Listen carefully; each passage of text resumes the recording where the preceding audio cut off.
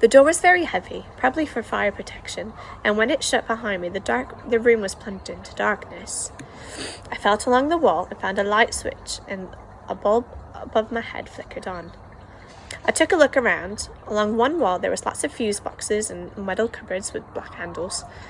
There was a storage area with some stepladders and brooms and mops and buckets, and beyond that there was another door that opened onto the corridor beside the hall.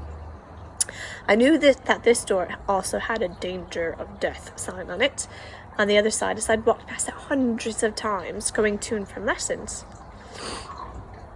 I twisted the handle. It was locked, but when I tried the key from the outside door, it turned. I slowly opened it and peeked out. The corridor was empty, and a countdown had started in the hall. Jed and Baz were going to be leaping onto the stage in exactly 20 seconds' time. My stomach fizzled. I quickly slipped out the door and closed it behind me. "Maxwell, what are you doing here?" I froze. I recognized the voice immediately. Mum and Dad are going to be mad. I turned around and saw my sister at the end of the corridor in the dark corner. She was almost invisible in her black jeans and grey top. She looked really, really angry. "You're going to be in so much trouble, Maxwell Beckett. You wait until I tell them," she said, walking up to me. I shrugged. "Don't care. I'm not missing Jed and Baz for anything," I said. "Bex, are you all right?" It looked like she'd been crying. My sister never cried. Even when things got really bad at home, she scowled and quickly wiped at her cheeks. The countdown in the hall was coming to an end. 3, 2, 1.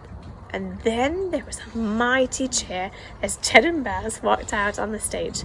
They were playing the theme tune. The crowd was going absolutely crazy, and I really wanted to go and see what was going on. But I couldn't leave my sister like this. "What's happened?" I said. She did a huge sniff. Claudia said one of the TV people told the cameraman not to get me in any of the shots as I looked too weird. I swallowed. That was pretty awful. "Do you believe her?" I said. "Really, Bex? Come on. There's no way that's true. Claudia Bradwell is just a waste of oxygen, and so is that gormless group that hangs around with her." Bex smiled, wiping at her eyes again. "Do you think so?" she said. I nodded quickly. Tried not to fidget too much. The sound from the hall was deafening now. "I care what they think, you know," she said. "I don't know why, but I do. Everyone takes notice of what Claudia says, and now everyone is laughing. Even Maddie. She was fine in the car, but when we got here, she disappeared. It's like she's almost too embarrassed to be seen with me." I shook my head and laughed. "Maddie? Ha! She looks like she's had a fight with a sweet rapper." My sister smiled a little and wiped her nose. Sometimes I think it would be just easier if I tried to be more like them, you know," said Bex. "I could try and be friends with them and part of their group, and then, well, they'd leave me alone." I huffed. "Come on, Bex. Have you forgotten about the school fete?" My sister had been given a tough time by Claudia for years, but it got much worse last summer.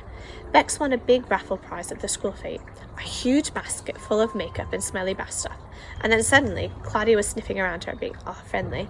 Claudia told her that she was allowed to be part of the group after all, but Bex saw straight through it. She shared the prize between Maddie and Mum after that, and Claudia made sure that Bex's life at school was pretty hellish. There was one point where no one talked to my sister for 3 whole weeks. It was like she had turned invisible. Mum and Dad got involved then and spoke to school, and after that things got a bit better. I didn't want to see her going back to being miserable like that again, no matter how much she annoyed me. I could hear Jed and Baz firing t-shirts into the crowd. They did that on all their TV programs. They had this cannon thing that shot them out into the air, and everyone tried to grab one, even though it was pretty naff top with their faces in the front. I began to jiggle on the spot. I really, really wanted to get in the hall to try and win a t-shirt. What were you going to say, Maxwell? When I was wearing the dress, you said I looked a bit, and then Mum stopped you.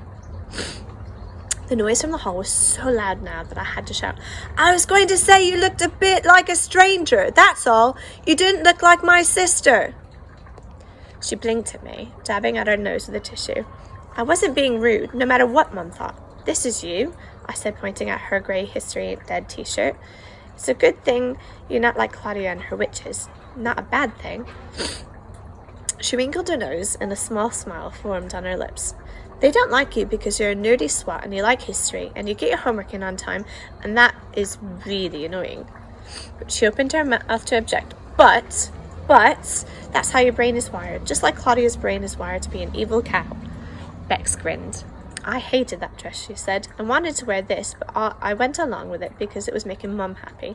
And she's not been happy for a while now, has she? I shook my head. Or Dad, I said, stared down at the floorboards, scuffed the wooden floorboards with my toe.